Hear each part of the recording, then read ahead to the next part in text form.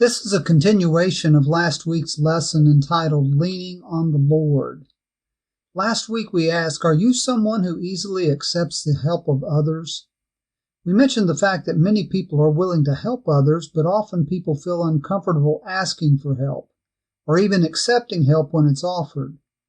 A lot of people find it difficult to lean on others even when they're in need. But every one of us needs others. And every single one of us needs the Lord. God waits to assist those who finally come to the point in their lives where they realize and accept that they cannot help themselves, and they willingly surrender themselves to a loving God. And as long as we think we can fix things, as long as we think we can pull ourselves up by our own bootstraps, we think we don't need God. In the previous lesson, we looked at Deuteronomy chapter 8 regarding Israel in the wilderness, and we looked at how God fed them bread from heaven every day for 40 years. We saw that God was seeking to teach them to learn to rely on Him, to depend on Him, to learn to lean upon the Lord. Then we forwarded several hundred years in Israel's history in the book of 1 Samuel, and we saw that Israel wanted a king to rule over them. God made it clear that this showed their rejection of Him. It showed their refusal to put their trust in Him. It made it obvious that they were not willing to lean upon the Lord. Now we're going to consider a man named Saul of Tarsus. He was later called Paul. This is the man we know as the Apostle Paul. And we're going to take a few minutes to see how he had to learn this lesson, how Paul had to learn not to trust his pedigree, not to trust in his knowledge. The Apostle Paul had to learn not to have confidence in his connections with others. He had to learn to put his trust in God. Paul had to learn to lean on the Lord. What a humbling experience it must have been for Saul of Tarsus to become a Christian. Saul was a man who had every reason to be quite proud of himself. He gave his pedigree in Philippians chapter 3, verses 3 through 7. He said, "We put no confidence in human effort, though I could have confidence in my own effort if anyone could. I was circumcised when I was 8 days old. I am a pure-blooded citizen of Israel and a member of the tribe of Benjamin, a real Hebrew if there ever was one. I was a member of the Pharisees who demand the strictest obedience to the Jewish law. And as for righteousness," he said, "I obeyed the law without fault.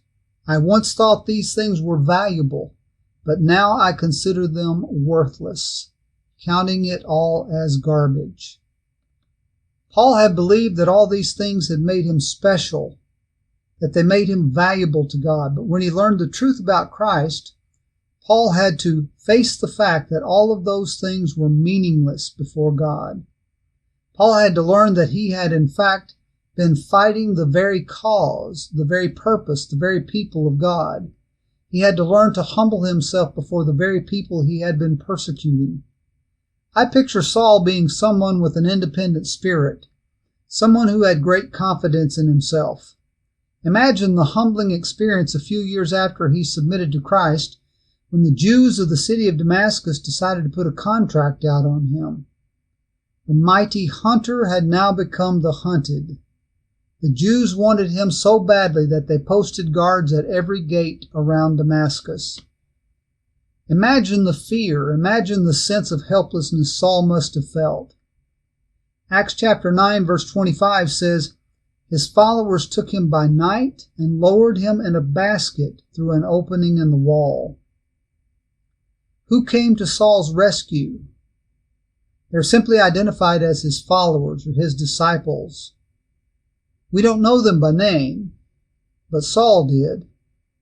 There's nothing like a basket rescue to teach a little humble dependence. This is the same man who proudly and perhaps arrogantly led a group of men in the glaring light of noonday, openly and brazenly to Damascus only a few years earlier, to hunt down Christians. He's now sneaking out the city in a basket in the middle of the night, by the aid of some of those same people he had been hunting. Imagine the humbling experience of Saul then going to Jerusalem, where he had previously been a big shot. He sought to join himself to a little ragtag group of Christians whom he had previously been trying to destroy. Wasn't Jerusalem the headquarters of the Jewish opposition? You might say that previously Saul had owned Jerusalem in a certain sense. In our vernacular, Jerusalem is where his alma mater was. It's where he graduated college. He knew Jerusalem like the back of his hand. He knew everyone of significance in that city. Acts chapter 9 verse 26 tells us, however, when he came to Jerusalem, he tried to join the disciples, but they were all afraid of him, not believing that he was really a disciple. He had imprisoned and killed some of their friends and relatives. The Christians in Jerusalem didn't want anything to do with him, and the Jews tried to kill him again and again. He was a man whom nobody wanted anything to do with. Have you ever felt the sting of that kind of rejection? Have you ever felt like someone that nobody wanted anything to do with? It's a hard place to be, but it's the place where we often learn the most about depending on God. Saul had to realize that he knew nothing of what he thought he knew.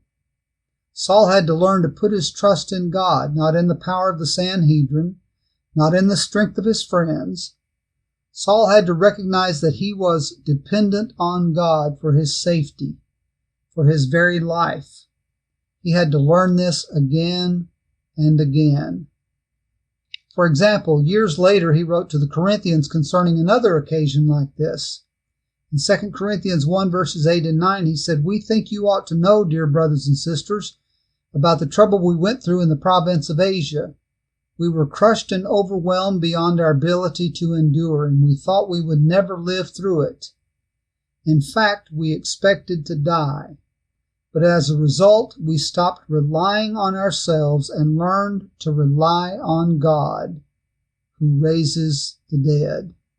Another translation says, "This made us stop trusting in ourselves and start trusting God." Failure or refusal to recognize our need for and our dependence upon God is a failure or refusal to rely on God. It's a failure or refusal to trust in God. We might use the words of the Hebrew writer in Hebrews chapter 11 and say that time would fail us to talk about all the people throughout biblical history who had to stop trusting in themselves and trust in the Lord. He tells us about Israel marching around Jericho for 7 days in Joshua chapter 6. He tells about Gideon going up against a large Midianite army with just 300 trained men in Judges chapter 7, and many other examples. What was God's purpose in having the Israelites march around Jericho once each day for 6 days, and 7 times on the 7th day?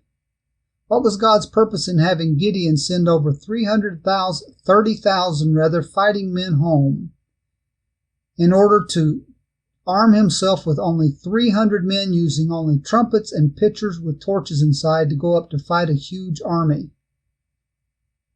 Over and over we see that God's purpose was not to conquer a city per se. His purpose was not to win a battle per se. God's purpose was to teach these people that it was not by their power, it was not by their wisdom, it was not by their planning. His people had to learn not to put their trust in their plans, their abilities, their power and resources. They needed to do their best, but they had to put their trust in God to work it out. These things were accomplished by God's planning, God's wisdom, and God's power. These things were to teach them to lean upon the Lord. The psalmist says in Psalm 20 verses 1 and 7, "May the Lord answer you in the day of trouble. May the name of the God of Jacob set you securely on high." Verse 7, "Some boast in chariots and some in horses, but we will boast in the name of the Lord our God." Psalm 33 verses 16 through 21 says, "The king is not saved by a mighty army. A warrior is not delivered by great strength. A horse is a false hope for victory, nor does it deliver anyone by its great strength. Behold, the eye of the Lord is on those who fear him, on those who hope for his loving kindness, to deliver their soul from death and to keep them alive in famine.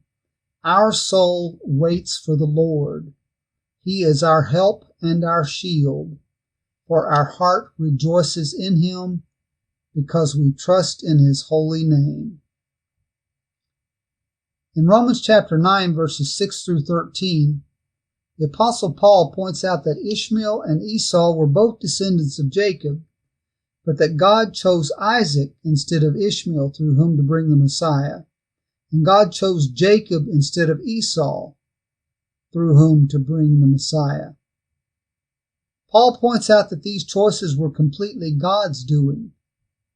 God didn't consult anybody about those decisions. His point was that the lineage of Christ, the Messiah, was God's business. The Jews didn't have a problem with those choices, but when it came to welcoming other people, that is, Gentiles or non-Jews, to be in relationship with the one true God Jehovah, without first becoming Jews, well, now the Jews had a real big issue with that. In Romans chapter 9, verses 22 through 24, Paul said, "What if God, although choosing to show his wrath and make his power known, bore with great patience the objects of his wrath prepared for destruction? What if he did this to make the riches of his glory known to the objects of his mercy, whom he prepared in advance for glory, even us, whom he also called, not only from the Jews, but also from the Gentiles?" Paul asks basically, what if God wanted to show mercy on the Gentiles? What if God wanted to show mercy on non-Jews? Isn't that God's business? That's what Paul is saying. Can God not have mercy on whom he desires to have mercy?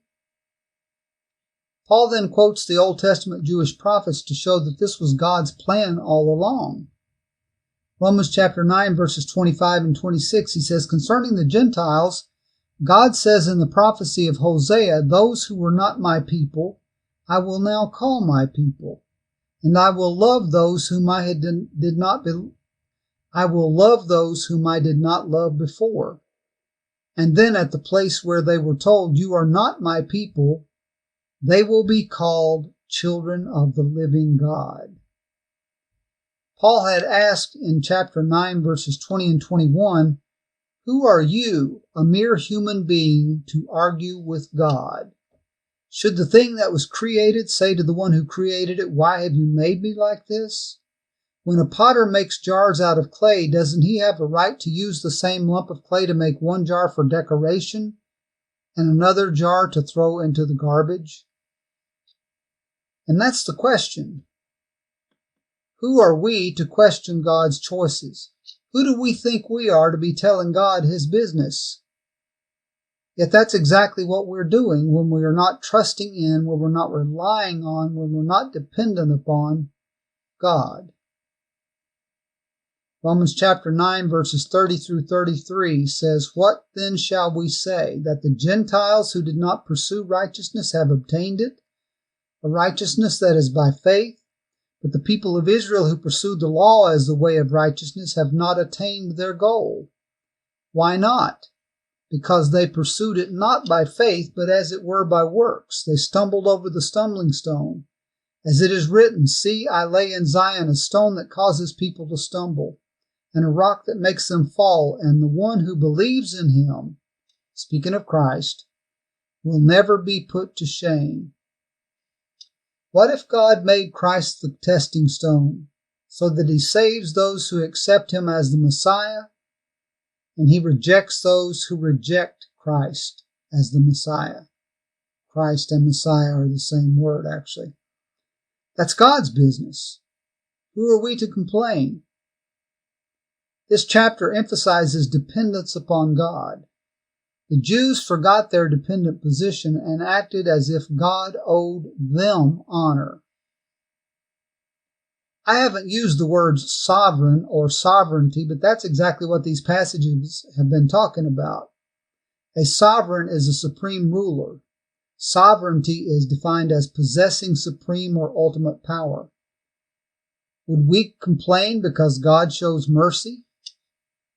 If God shows mercy on those whom we think do not deserve mercy, does that upset us? Does it upset us to think that He will show mercy on us when in fact we don't deserve mercy? Does this not address me knowing my place? Does this not address the sovereignty of God? When things seem to be falling apart in our lives and we begin questioning why this is happening to us, if we begin to suggest that God shouldn't be letting this happen, does this not address the sovereignty of God? Does this not address me knowing my place? Does this not address whether I'm leaning on the Lord or whether I'm trying to give Him advice? I'm not suggesting that it's wrong for us to express our concerns, our confusion, our fears to God. I'm talking about an attitude which borders on arrogance and heavy-handedness towards the Lord. I'm talking about an obstinate attitude of thinking God should work things out in our lives the way we think He should work them out. In the Sermon on the Mount, Jesus taught that we are to ask God for our daily bread. This requires a recognition of our need for, our dependence upon Him. In the Sermon on the Mount, Jesus also taught that we are not to be anxious for our basic needs. This requires a recognition of our need for, our dependence upon Him. In 1 Peter chapter 5, Peter tells us that we are to cast all our cares upon Him. This requires a recognition of our need for and our dependence upon Him. There is no room for demands with God. There's no room for autonomy or self-governance. There's no room for independence with God or from God. We come before God as sinners. We are completely unworthy. Just as I am, without one plea, but that Thy blood was shed for me. Without Him, we are hopeless. Without Him, we are helpless, and we cannot begin to serve Him unless we fully realize our need to lean on the Lord.